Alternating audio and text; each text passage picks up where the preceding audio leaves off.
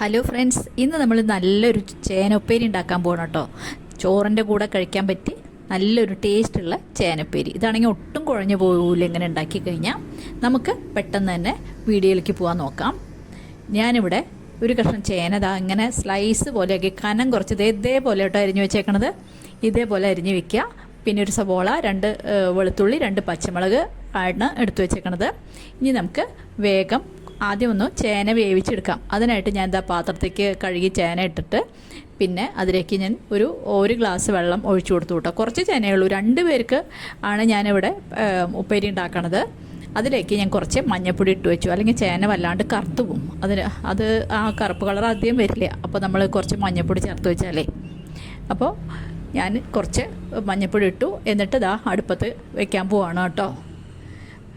അടുപ്പത്ത് വെച്ചിട്ടുണ്ട്. ഒന്ന് തിളച്ച് കഴിഞ്ഞാൽ നമുക്ക് അതിൻ്റെ വേവ് ഒന്ന് നോക്കണം. അധികം വെന്ത് പോകരുത്. വെന്ത് പോയി കഴിഞ്ഞാൽ ചേനപ്പേരി ആകെ കുഴഞ്ഞു കൊളായിപ്പോവും. അപ്പോൾ അത് കാരണം നമ്മൾ ഇടയ്ക്കൊന്ന് ചെക്ക് ചെയ്യണം. ഒരു 5 മിനിറ്റ് ആയിട്ടോ തിളച്ച് തുടങ്ങിയിട്ട്. അതിലേക്ക് കുറച്ച് ഉപ്പ് ചേർത്ത് കൊടുത്തു. ഒരു 1/2 ടീസ്പൂണോളം ഉപ്പ് ചേർത്ത് കൊടുത്തു കേട്ടോ. കുറച്ച് ചേനയല്ലേ ഉള്ളൂ, അപ്പോൾ അത് മതി. ഇനി നല്ലോണം തിളച്ചു കേട്ടോ. അപ്പോൾ ഞാൻ വിചാരിച്ചു എന്നാൽ ഒന്ന് ചെക്ക് ചെയ്യാം നമുക്കത് വെന്തുണ്ടോ ഇല്ലയെന്ന്. അതേ വേവാനും പാടില്ലല്ലോ. അപ്പോൾ നോക്കിയപ്പോൾ നല്ല പാകമായിട്ടുള്ള വേവായിട്ടുള്ളൂ. ഇതാ ഞാനിവിടെ പാൻ അടുപ്പത്ത് വെച്ചു. നമ്മുടെ ഉപ്പേരി ഒന്ന് വറുത്തിടാം നമുക്ക്.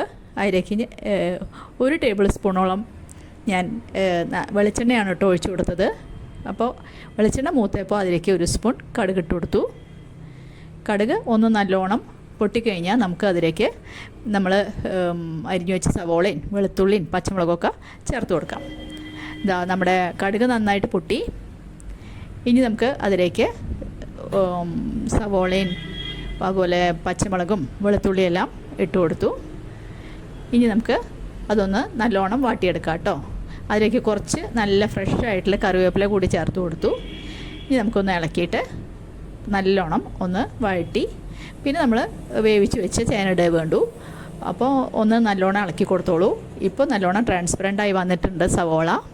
ഒന്നും കൂടി ഒന്ന് മൂത്ത് കഴിഞ്ഞാൽ നമുക്ക് ചേന ചേർത്ത് കൊടുക്കാം കേട്ടോ. അപ്പോൾ നല്ലോണം ഇളക്കി കൊടുക്കുക. ഉള്ളി നല്ലോണം ഒന്ന് മൂത്ത് ആ വെളുത്തുള്ളിയുടെ മണമൊക്കെ ഒന്ന് ആ പച്ചമണമൊക്കെ പോയി കഴിഞ്ഞാൽ നമുക്ക് പെട്ടെന്ന് തന്നെ ചേനയുടെ കഷ്ണങ്ങൾ ചേർത്ത് കൊടുക്കാം.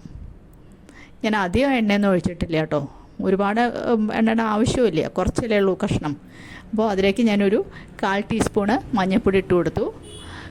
എന്നിട്ട് ഒന്ന് നന്നായിട്ട് ഇളക്കി കൊടുക്കുക. ഇനി നമുക്ക് അതിലേക്ക് കുറച്ച് മുളക് പൊടി കൂടി ചേർത്ത് കൊടുക്കാം കേട്ടോ. അപ്പോൾ ഞാനൊരു ഒരു സ്പൂൺ മുളക് പൊടി ചേർത്ത് കൊടുത്തു. കാരണം ചേനയ്ക്ക് ചെറിയൊരു മധുരമുണ്ട്, അതില്ലാണ്ടിരിക്കാൻ വേണ്ടി മുളക് പൊടി വേണം. അപ്പോൾ പച്ചമുളക് ഇട്ടുണ്ട്, കുറച്ച് നല്ല മുളക് പൊടിയും ചേർത്ത് കൊടുത്തിട്ടുണ്ട്. ഇനി നമുക്ക് ഈ മസാല ഒന്ന് മൂത്ത് കഴിഞ്ഞാൽ നമുക്ക് ചേന കഷ്ണങ്ങൾ ഇട്ട് കൊടുക്കാം. അപ്പോൾ നന്നായി മൂത്ത് വന്നിട്ടുണ്ട്. ചേന കഷ്ണങ്ങൾ നമുക്ക് ചേർത്ത് കൊടുക്കാം കേട്ടോ. ചേന കഷ്ണങ്ങളൊക്കെ നമ്മൾ നമ്മുടെ ഉള്ളിയുടെ മസാലയ്ക്ക് ഇട്ട് കൊടുത്തു. ഇനി നമുക്ക് നല്ലോണം ഒന്ന് ഇളക്കി ചേർക്കുക വേണ്ടു. ഇനി ഇങ്ങനെ ഉപ്പേരി ഉണ്ടാക്കാൻ നല്ല എളുപ്പമാണ്. ആദ്യം കഷ്ണം വേവിക്കുമ്പോഴേക്കും നമുക്കിവിടെ ഉള്ളിയൊക്കെ ഒന്ന് വറുത്തെടുക്കാമല്ലോ. ഇനി നമുക്കൊന്ന് നല്ലോണം ഇളക്കി കൊടുക്കുക. ഇളക്കി കൊടുത്തതിന് ശേഷം നല്ലോണം ഉപ്പും മുളകൊക്കെ ചേനയുടെ എല്ലായിടത്തും പിടിക്കില്ലേ. അതിന് ശേഷം നമുക്ക് 2 മിനിറ്റ് അടച്ച് വെച്ച് നമുക്ക് ഒന്ന് മൊരിപ്പിച്ചെടുക്കുകയും ചെയ്യാം കേട്ടോ. ആദ്യം ഒന്ന് ഇളക്കി കൊടുത്തിട്ടേ. ഇപ്പോൾ ഒരുവിധം നല്ലോണം ഉപ്പും മുളകൊക്കെ പിടിച്ചിട്ടുണ്ട്.